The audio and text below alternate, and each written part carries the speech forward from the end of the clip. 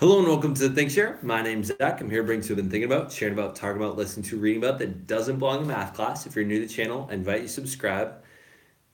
I'm also thinking about adding to the intro here. Let me know in the comments what you think about this. But what I'm thinking about, sharing about, talking about, listening to, reading about that doesn't belong in math class to make you the goodest version of yourself. I think it'll be good. So, owning up to your fat L's. So the idea here is that I was recently bowling with a friend, and what they kept saying, like, we're with a large group of people, and they kept coming up to me and saying, hey, could you like bowl for me, like could you do it for me because I don't want to do it. And I was like, well, why don't you want to do it? It's like, well, I suck at it, like I just don't want to embarrass myself. I said, look, just do it, because then if you do well, you get the excitement of it. And if you expect that you don't do well, then, I mean, you'll just have the same results. But you can, if you're at the lowest that you can go, you can only get better.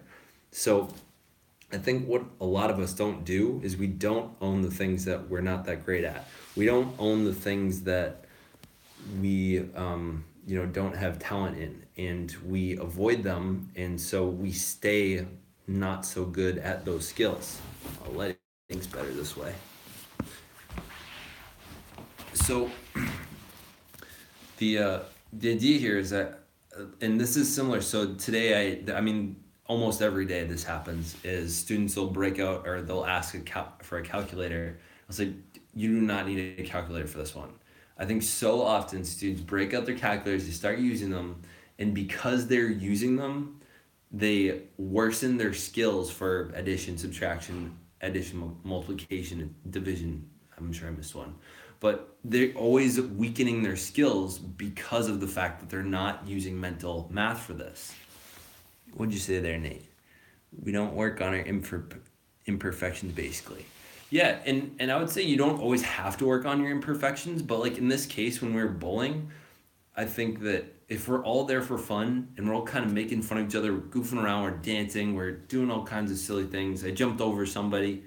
Um, we're not there to try to like get better at something. So it's not like one of those things that if we don't do well at this, it's going to impact other areas. But I would say that that's the perfect opportunity when you can fail 100% and it's really not going to impact your life at all. Those are the best opportunities to really just go and accept that you suck at something and still go try and fail at it. Versus when you are in class and you're working on a math problem and it's 72 plus 36 or something, right? A lot of students I've seen them put that into their calculator.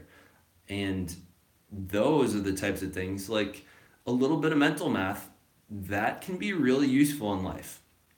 I would say a lot of the calculus, a lot of the algebra, all that stuff, if you're using that kind of math in your jobs, a lot of that's gonna be computerized. But mental math, you can use that anywhere. That could be whether you're sitting down you're going to do the tip and you're adding and subtracting things. You're gonna have a calculator, whether you're not, they're normal on all phones, but at the same time, being able to do a little bit of mental math, that's really valuable. So what I invite people to do is look at whatever your weakness is, ask yourself, if I don't take the time now to learn it, could this impact me in the future? If it could impact you in the future, I would say work on the skill or figure out if you will ever need to use it. So for example, one of the things I kind of avoid doing is doing a ton of reading. I listen to a ton of audiobooks. I've been getting an audiobook once a month for the past like 3 years through Audible. And I have grown my learning exponentially because of all of the listening that I do. Now, reading, every once in a while someone will give me a book and there is no audio version, or like they'll give me something at work and there is no audio version, and I gotta kind of suck it up and deal with it. So I don't try to avoid it on purpose necessarily, but I work for things that in my lifestyle. But really, when you're doing something for fun, don't avoid it to try to avoid embarrassment.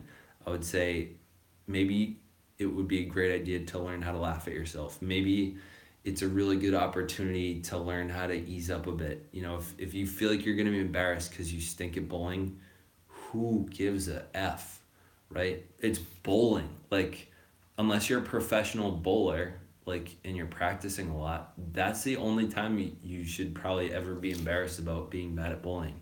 It's such a not common pastime that not no one, like, point nine 99.999% of people don't do on a regular basis. There's zero to be embarrassed about.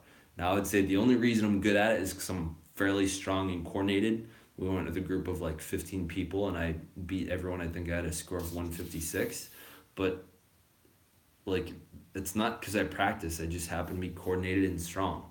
So now I'm excited that I won, but at the same time, I wouldn't have been embarrassed if I lost.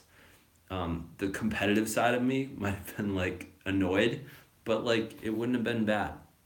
So really what I invite people to do out there is look at the things that are in front of them. If you're avoiding them for embarrassment, just go do them. If you're avoiding them because they're a skill you lack in and it's something that it would be really useful to be good at, do it. If it's a skill that you lack in and there's a workaround to it, like reading in audiobooks, ask yourself how worth it is. So for example, if I were given a book, right, signed by the author or something, and I had an opportunity every day to be reading it, like some time where it was just really useful to have a book, I would read it and I would not look for the audiobook. But I don't usually read unless I'm driving via audiobook. So if you have the time to do it, use that time to learn the skill. That's pretty much all for today. Sorry, I missed what your comment was. It's gonna do mental math every now and then because it's good for your memory. Yeah, bowling is math, and you good at math? I don't know if bowling is math. I mean, getting your scores, but it's, again, all computerized. So that was all for today. I hope this was valuable, and I hope this helps people kind of eat their L's when they have days like that where they're just not winning, and they can learn how to laugh at themselves. That's all for today. If you like this, give it a like. Thank you to my two viewers, Nate, and I'm not sure who the other person is, for watching. I always enjoy my time here. I know it's pretty late at night, but thank you for listening and watching. If you like this, give it a like. If you want more, subscribe. If I've impacted your life in a positive way, share this channel with a friend or someone that you think could be positively impacted as well. That's all. Stay weird, humans. Yoink!